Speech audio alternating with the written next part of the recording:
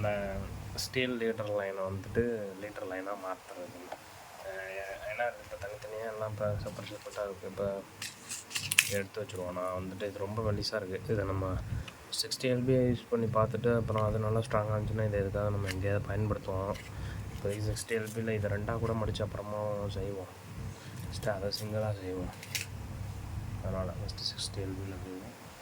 எப்படி என்ன லீட்டரில் என்ன செய்யணும்னா, நான் ஆல்ரெடி ஃப்ளோரோ கார்பனில் செஞ்சு வச்சுருக்கேன் பாருங்கள். ஃப்ளோரோ கார்பன் லீட்டர் லைனில் ஒரு சிவல், ஒரு பகுதி சிவலையும் ஒரு பகுதி சிவல் வித்து ஸ்னாப்பையும் இப்போ நான் அப்படியே இதை மெயின் லைனில் கனெக்ட் பண்ணிட்டு இந்த சைடு எல்லோரை மாட்டி தூக்கி அரைச்சிடுவேன். நான் அது மாதிரி தான் செஞ்சு வச்சுருப்பேன்.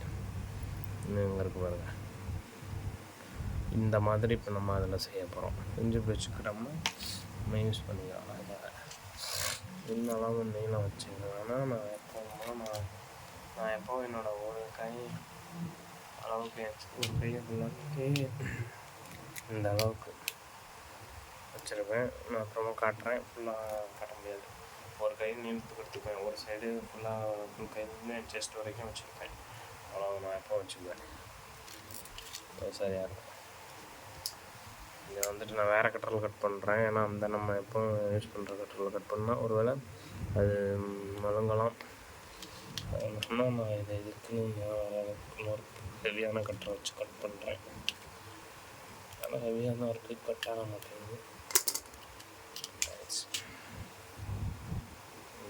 கட் பண்ணி எடுத்துருக்கேன். இப்போ தெரியும் நினைக்கிறேன். கட் பண்ணி எடுத்தாச்சு.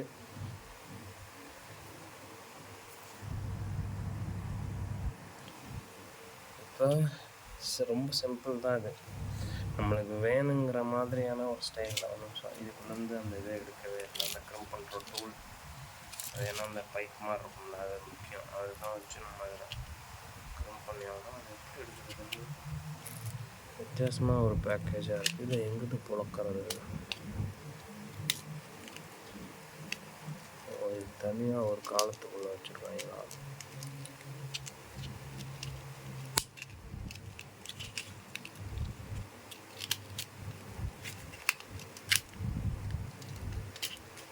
இதை எப்படி திறக்கிறதுன்னு தெரியல. ஃபுல்லாக திறந்தா இது ஸ்பூல் அவுட் ஆயிடுச்சுன்னா மறுபடியும் சிக்கலாயிருமோன்னு இருக்குது. வேறு ஒரு ஹோல் மாதிரி கொடுத்துருக்கு.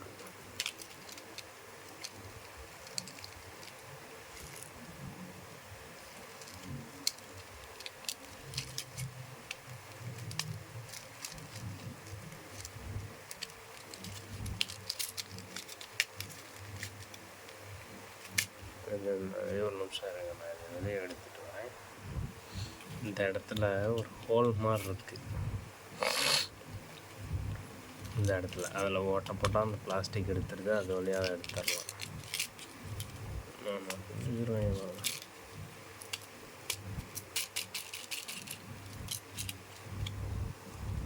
ஒன்று வந்துடுச்சு, இன்னும் ஒன்று வேணும்.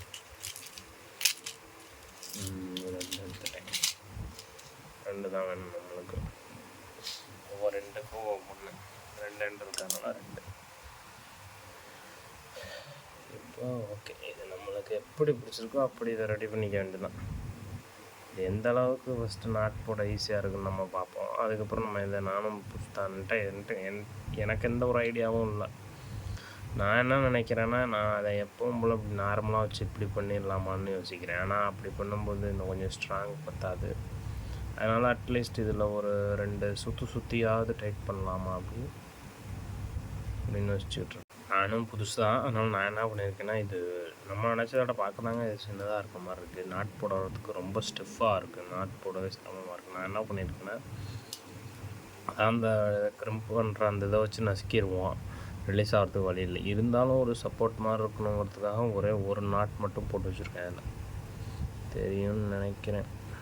ஒரு நாட்டு போட்டால் அதில் 2 நாட்டு இல்லை 2 சுற்றி கூட பண்ணலாம். ஆனால் அது அவ்வளவு ஸ்ட்ராங் பண்ணணும்னு அவசியம் இல்லை. இப்படி பண்ணுவோம், இது வச்சுக்கிட்டு போனுச்சுன்னா. ஆனால் அப்படி பண்ணிக்குவோம். எனக்கு தெரிஞ்சு இது போதும்னு நினைக்கிறேன். இந்த இதுக்கு இது போதும். நான் நிறையா இதில் நான் கடையில் பார்த்த வரைக்கும் இதை இந்த மாதிரி நாட் கூட போட மாட்டாங்க. அப்படியே அந்த இப்படியே வச்சு உள்ளே விட்டு சும்மா இப்படியே வச்சு அங்கே பக்கத்தில் வச்சுட்டு இப்படி போட்டிருப்பாங்க. நம்ம எதுக்கும் எக்ஸ்ட்ரா ஒரு சேஃப்டிக்காக ஒரு நாட்டு இப்படி போட்டிருக்கோம். ஓகே தான். இப்போ நம்ம என்ன பண்ணுறோன்னா, இதை எடுத்து இந்த பீஸ் எடுத்து அடுத்த எண்டு வழியாக விட்றோம்.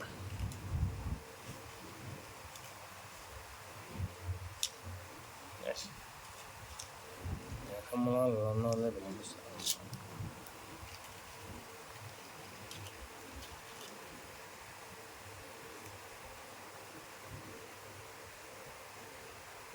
இது வழியாக விட்டுட்டு அப்படியே எடுத்துகிட்டு போய்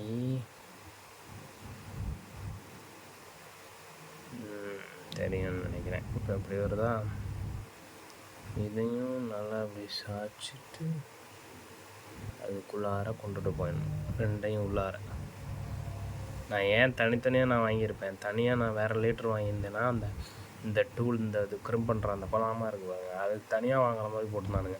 இவனுங்க மட்டும்தான் இப்படியே பேக்கெட்டோடையே போட்டிருந்தானுங்க. இந்த இதை உள்ளார வச்சு ஒரு குறிப்பிட்ட அளவு பீஸ் இருக்குது பாருங்கள். எத்தனை பீஸ் இருக்குன்னா 1 2 3 4 5 6 7 8 9 12 பீஸ் இருக்குது. 2 1 2 3 4 5 6 8 9 10 11 12 பீஸ் இருக்குது.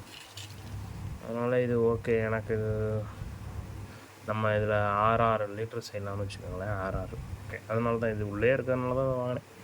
இதை நம்ம என்ன பண்ணுறோம்னா, எங்கே நம்மளுக்கு வேணுமோ அங்கே கொண்டு வந்து வச்சுக்குவோம்.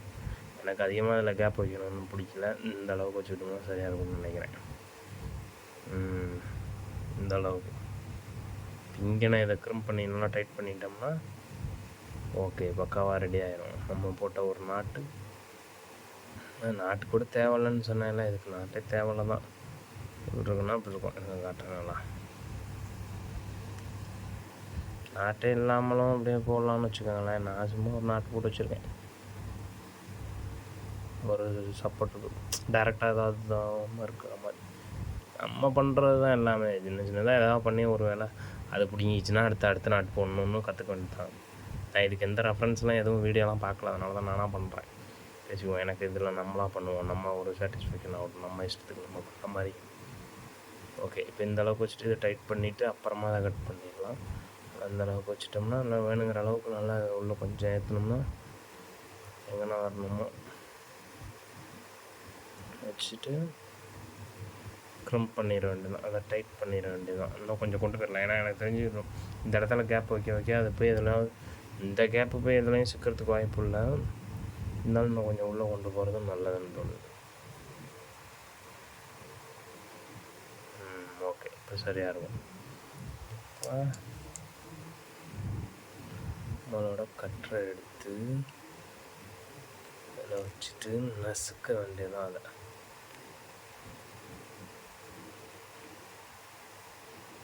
இதான் க்ரிம் பண்ணுறது, நசுக்கு.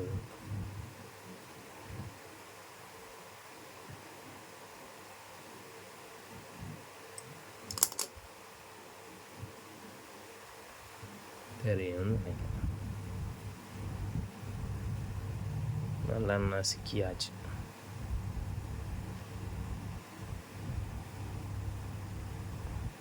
நல்லா க்ரிம் பண்ணியாச்சு, நசுக்கியாச்சு. இப்போ ஓகே.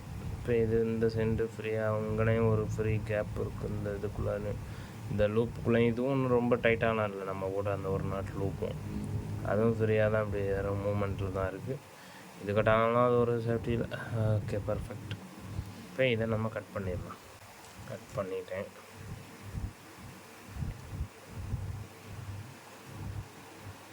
அதிக நேரம் போதோ பரவாயில்ல, ஓட்டி விட்டு பார்த்தாலும் சரி. எனக்கு இது பிடிச்சிருந்துச்சி. இது மாதிரி இப்படி நான் பண்ணுறேன்னா ஒருத்தர் காட்டணும்னு, அவ்வளோதான். ஒரு சின்ன ஒரு பதிவு. அது இது ஒன்றும் பிரச்சனை இல்லை. அந்த சின்ன விட்டு விட்டு ரொம்ப நல்லா, ஆனால் டைட் மட்டும் நல்லா பண்ணிக்கோங்க. நல்லா க்ரிம் பண்ணிக்கணும், நல்லா நசுக்கி. ஏன்னா அது அப்புறம் ஒழுங்காக டைட் பண்ணோன்னா ரிலீஸ் ஆகிடுச்சுன்னா போச்சு. நல்லா பின்னாடி திருப்பி கூட ஒரு 2 நசுக்கி. ஓகே, நல்லா ரெடி ஆகிடுச்சு. ஒரு பக்கத்து ரெடி ஆகிடுச்சு. இன்னொரு பக்கத்து இப்போ இந்த க்ரிப்பிங் டூலை உள்ளே போட்டுருணும். இந்த நசுக்க வேண்டியதை நசுக்கிறது க்ரிப்பிங் டூல்னால் நசுக்கிற டூலு, அதில் இந்த குழா இதில் உள்ளார போட்டுடணும். உள்ளார போட்டுட்டு ஸ்டீல் சின்ன பைப் 5 35 கேடின்னு போட்டிருக்காங்க. என்கிட்ட வர ஸ்வெல்த் ஸ்னாப் இப்போதைக்கு இல்லை. இதுவே 35 கிலோன்னு தான் போட்டிருக்காங்க. ஆனால் எனக்கு இது என்னமோ ரொம்ப சின்னதாக இருக்கிற மாதிரி தான் இருக்குது. சரி, இப்போதைக்கு ட்ரை பண்ணுவோம். ஏன்னா இப்போதைக்கு யூஸ் பண்ணுவோம். வேறு இடத்துக்கு நம்ம கண்டிப்பாக வேறு பெரிய லீட்ரு போட போகிறோம். நான் அந்த நேரில் ஷாப்புக்கு போவேன், இல்லை அங்கே போய் தான் வாங்கி பெரிய ஸ்வெல்த் ஸ்னாப் வாங்கணும். இப்போதைக்கு இதில் ஒன்று செஞ்சு வச்சுருப்போம். அதனால் அதுக்குள்ளே விட்டுட்டு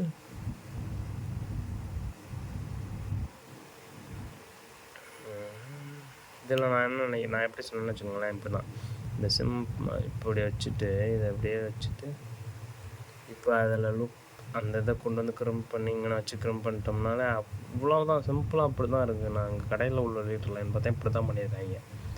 அவனுங்க அவ்வளோதான் இந்த அப்படி போட்டானுங்க. எனக்கு அதில் என்னமோ மாதிரி இந்த அவ்வளோதான் அப்படி தான் இருந்துச்சு. இல்லை இந்த இடத்துல அந்த டூலை வச்சுட்டு இப்படி பண்ணிட்டோம்னா இந்த இப்படி இருக்கும். எனக்கு என்னமோ அது சாட்டிஸ்ஃபைட் ஆகல. அதனால தான் ஒரு முடிச்சு போடுறேன். அழகாக ஒரு சின்னதாக ஒரு நாட்டு ஒன்று போட்டு அது போடணுன்னு அவசியம் இல்லைன்னு கூட வைங்களேன். அது எனக்கு என்னமோ அது போட்டால் கொஞ்சம் டைட்டாக இருந்தால் நம்மளுக்கே ஒரு நல்ல ஒரு சரி, ஒரு வேளை அதில் போணுச்சுன்னா கூட ஐயோ அப்படி பண்ணியிருந்துருக்கலாமோன்னு தோணும் பாருங்களேன். அதனால தான் அப்படி பண்ணுறேன். நல்லா இப்படி ஒரு நாட்டு வந்து நல்லா அப்படி கொஞ்சம் டைட் பண்ணிக்கிட்டோம்னா உள்ளார விட்டுட்டு டைட் பண்ணிக்கிட்டேன். ஆனால் அந்த இடத்துல கொஞ்சம் கேப்பும் இருக்கணும். ஏன்னா இந்த ரிங்குக்குள்ளே நம்ம போட்ட நாட்டு வந்து கொஞ்சம் ஃப்ரீயாக சுற்றுற மாதிரி இருக்கணும் பாருங்களேன். ஃப்ரீயாக இருக்குது. அதனால் அந்த இடத்துல எந்த ஒரு டென்ஷன் இல்லை. அவ்வளவுதான். ஸோ அழகாக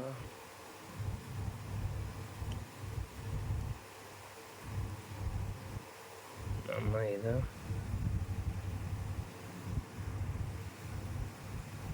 க்ரம் பண்ண வேண்டியது. அப்படி உள்ளார விட்டு இந்த டூல் இங்கே இருக்குது, அடியில் போயிடுச்சு.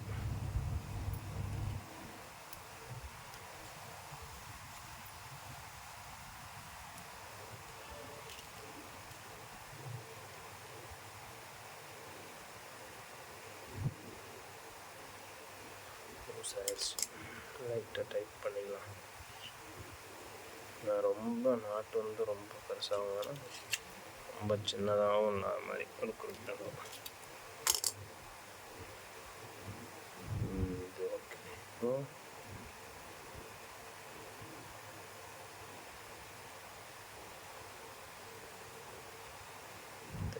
இதுக்குள்ளே விடுறேன்.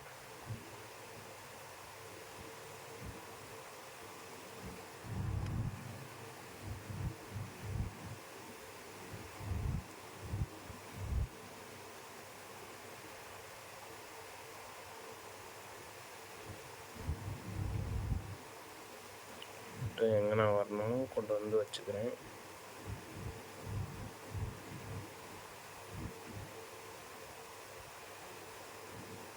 ஓகே, இப்போ எப்படி இருக்குது? இது நம்ம லிண்டர் லைன் மாதிரிலாம் ரொம்ப அப்படியே ஃப்ளெக்சிபிளாலாம் இருக்காது. அது வின்னுன்னு கொஞ்சம் ஸ்டிஃபாக இருக்கும். அது பாட்டுக்கு நம்ம ஒரு பொண்ணு அது ஒரு பொண்ணு கொஞ்சம் வின்னுன்னு தான் இருக்குது. இதில் இந்த இடத்துல இருக்க கேப்பை வந்து எனக்கு என்னமோ இந்த இடத்துல இருக்குல்ல அந்த கேப் வந்து கொஞ்சம் பிடிக்கல. இன்னும் கொஞ்சம் டைட் பண்ணணும். ஏன்னா இந்த இடம் எனக்கு அங்கே நான் கேப் வைக்க அவ்வளோ இருப்போம்ல. ஆனால் நான் கொஞ்சம் டைட் பண்ணுறேன் லைட்டாக. ரொம்ப கேப் இல்லாமலும் சொல்லல, லைட்டாக. ஓகே,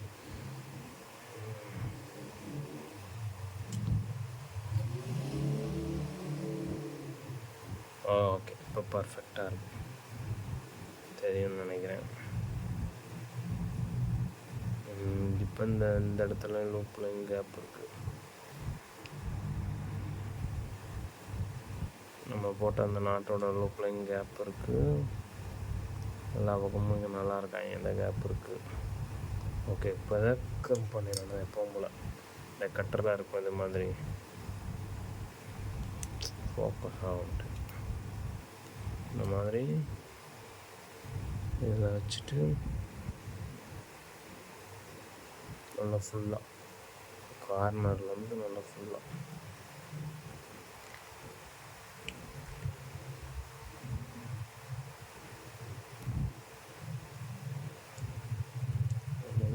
பக்கட்டும் திருப்பி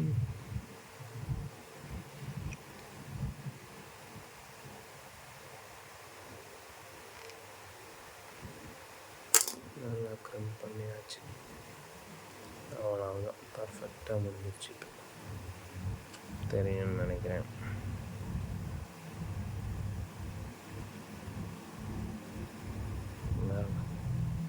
நல்லா நம்ம க்ரம் பண்ணியாச்சு, நசுக்கியாச்சு. நல்லா நசுக்கியாச்சு. அதனால் இப்போ பிரச்சனை இல்லை. நீங்கள் நல்லா அந்த நசுக்கிறது மட்டும் நல்லா நசுக்கிக்கணும்.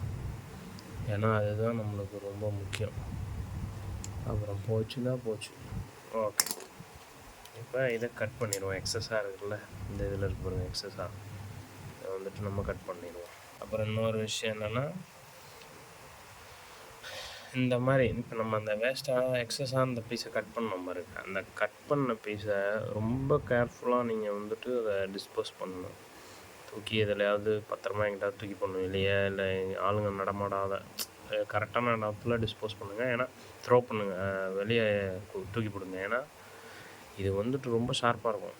இந்த நம்ம வெட்டின எட்ஜு, இது வந்து ஒரு கம்பி பீஸு, இந்த தெரியுது பாருங்கள். இது அப்படியே காலில் குத்தும், கையில் குத்தும். காலெல்லாம் குத்திக்கிச்சுன்னா, உள்ளே ஏறிக்கிச்சுன்னா ரொம்ப பெரிய பிரச்சனைகளை ஏற்படுத்தும். நம்ம ரொம்ப கேர்ஃபுல்லாக இதை நீங்கள் செய்யணும். கையில் குத்தும் நம்ம செய்யும் போதெல்லாம்.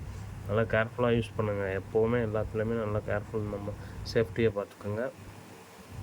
ஓகே, கேர்ஃபுல்லாக எதை செஞ்சாலும் செய்யுங்க. இந்த மாதிரி இப்போ டிஸ்போஸ் பண்ணும்போது இதை பத்திரமா எங்கேயாவது, சின்ன குழந்தைங்களாம் இருந்தாங்கன்னா அவங்க பக்கத்துலலாம் நீங்கள் இந்த மாதிரி எந்த வேலையுமே செய்யக்கூடாது. எடுத்து வாயில் வச்சுருவாங்க. தூண்டில் முள்ளாக இருக்கட்டும், ஜிக்காக இருக்கட்டும், ட்ரிபிள் ஹுக்கு, தூண்டி நம்ம நார்மலான ஹுக்ஸு, குழந்தைங்க இருக்கிற இடத்துல இந்த மாதிரியான எந்த பொருளையும் வைக்கவும் கூடாது. எதையும் நீங்கள் குழந்தைங்க பக்கத்தில் முதல்ல செய்யவே கூடாது. அதனால் நீங்கள் தனியாக ஒரு இடத்துல ரிலாக்ஸாக இருக்கும்போது நீங்கள் தனியாக இந்த மாதிரி வேலைகளை செய்யுங்க. நீங்கள் செஞ்சு யூஸ் பண்ணி முடிச்ச உடனே அந்த பொருட்களெல்லாம் பத்திரமா தூக்கி போட்டுருங்க. வேணுங்கிற பொருட்களை எடுத்து வச்சுக்கோங்க. இந்த மாதிரி கவனமாக இருங்க. ஏன்னா சின்ன சின்ன பொருள் இதெல்லாம் ரொம்ப டேஞ்சரான விஷயம். நம்ம இன்னும் சின்னதாக, இப்போ இது கூட கொஞ்சம் கண்ணுக்கு தெரியக்கூடிய ஒரு சைஸில் இருக்குது. இன்னும் கொஞ்சம் சின்னதாக இருந்து வெட்டியிருந்தோம்னா அதெல்லாம் நம்மளே எடுக்காமல் நம்ம போயிட்டோம்னா நம்மளே காலை வச்சு அதை மிச்சு உள்ளே போயிடும். அதனால் கேர்ஃபுல்லாக இருங்க. எந்த விஷயத்தை செஞ்சாலும் கேர்ஃபுல்லாக இருக்கணும். மீன் பிடிக்க போகிறதுலேயும் ரொம்ப இன்ட்ரெஸ்டாக இருந்து எதையும் செய்யக்கூடாது. எப்போவுமே நம்ம சேஃப்டியை பார்த்துக்கணும். இது ஒரு சின்ன அட்வைஸ். நானுமே சில நேரங்கள் நம்ம ஸ்டார்டிங்கில் பதட்டப்பட்டு எல்லா வேலையும் செய்வேன். அப்புறமேல் தான் போக தான் இதாவேன். பதட்டப்படக்கூடாது. இது ஒரு மீன், அது போனால் 1000 மீன் இருக்குது, எடுத்து நம்ம பிடிச்சிக்கணும். லூர் போனாலும் பெரிய மேட்டர் இல்லை. லூர் எடுக்க போகிறேன் அந்த மாதிரிலாம் எந்த முயற்சியும் செய்யாதீங்க. லூர் போனால் போயிட்டு போய் புதுசாக வாங்கிக்கலாம். நிறையா லூர் இருக்குது, வரலாம், காசு இருக்கும். காசு போனால் சம்பாரிச்சிக்கலாம். நம்ம சேஃப்டியை போய் பார்த்துக்குங்க. நீச்சல் தெரியாதவங்க ரொம்ப சேஃப்டியாக இருங்க. மீன் பிடிக்க போகிறவங்களாம் நீச்சல் தெரியாதவங்கலாம் ரொம்ப சேஃப்டியாக இருங்க. ஏன்னா நீங்கள் நீச்சல் கண்டிப்பாக கற்றுக்கணும். அப்படி நீச்சல் தெரியாதவங்க தனியாக போகாதீங்க, யாரையா கூட கூட்டிகிட்டு போங்க. நீங்கள் ரொம்ப அவாய்ட் பண்ணிடுறது நல்லது, நீச்சல் தெரியாதவங்க தனியாக போகிறத. ஏன்னா நீங்கள் அப்படி தனியாக போனாலும் நீங்கள் இறங்கணும் தண்ணியிலன்னு நினைக்கிற எண்ணத்தை விட்டுருங்க. யாரையாவது கூட்டிகிட்டு போங்க, கரையில் நின்று ஃபிஷிங் பண்ணுங்கள். எது மாட்டினாலும் சரி, மீன் மாட்டினே உள்ளே மாட்டிக்கிச்சு, இல்லை லூர் மாட்டிக்கிச்சு, ஏதோ ஒன்று இறங்காதீங்க தண்ணிக்குள்ளே. நீச்சல் தெரியாதவங்க கண்டிப்பாக இறங்காதீங்க, தனியாகவும் போகாதீங்க. இந்த மாதிரி இந்த மாதிரி விஷயங்களை நல்லா சேஃப்டியாக தூக்கி எறியுங்க, கிளியர் பண்ணுங்கள். சேஃப்டியாக எப்பவும் போல் சேஃப்டியாக ஃபிஷிங் பண்ணுங்கள். நல்லா பொறுப்பாக நடந்துக்குங்க. மீன் பிடிக்க போகிற இடத்துல நிறைய வேஸ்ட், நிறையா பிளாஸ்டிக், நிறைய குப்பை, அதெல்லாம் தூக்கி எறியாதீங்க. முடிஞ்ச அளவுக்கு நம்ம போனோன்னா அந்த இடத்த நம்ம நீட்டாக வச்சுக்கிற மாதிரி பார்த்துக்குங்க. ஏன்னா இப்போ நான் போகிற இடத்துலலாம் நிறையா இடம் குப்பை நிறையா அதெல்லாம் போயிட்டு சிக்கிக்குது. அது நம்மளாவது அது மாதிரி செய்யாமல் இருப்போம். நம்ம போடுற குப்பை வேறு யாரும் ஊர்லேயோ வேறு யாருக்கும் தொந்தரவு இல்லாத மாதிரி பார்த்துக்குவோம். Okay, thank you. அடுத்த வீடியோவில் சந்திப்போம். இந்த வீடியோ உங்களுக்கு போர் அடிச்சிருக்குன்னு நினைக்கிறேன். என்னன்னா ரொம்ப நேரம் பேசி கிடந்துட்டேன்னு தோணுது, போர் அடிக்க வச்சுட்டேன்னு. ஆனால் இது ஒரு பதிவாக உங்கள்கிட்ட காட்டணுன்னு தான் பண்ணேன். இது இப்போ நல்லபடியாக பண்ணியாச்சு. இந்த இப்படி ரோல் பண்ணி வச்சிட்டோம்னா நம்ம போகிற அன்னைக்கு நம்ம அங்கே போய் ஃபிஷ்ஷிங் போகிறப்ப அழகாக இதை இந்த சைடு நம்மளோட மெயின் லைனில் கனெக்ட் பண்ணிடுறோம். இதில் லூரை மாட்டுறோம், கேஷ் பண்ணுறோம். இதை நல்லா செக் பண்ணிக்கணும், நல்லா டைட் வச்சுக்கணுமான்னு மட்டும். அவ்வளோதான். மற்றபடி இதை ஒன்றும் அதுக்கப்புறம் பக்காவாக இருப்பாங்க. இப்போ இதில் தெரியும் எந்த அளவுக்கு ஹைட் இருக்குதுன்னு காட்டுறேன், எந்த அளவுக்கு லென்த் வச்சுருக்கேன்னு. இங்கேருந்து எவ்வளோ பெருசு வச்சுருக்கேன்.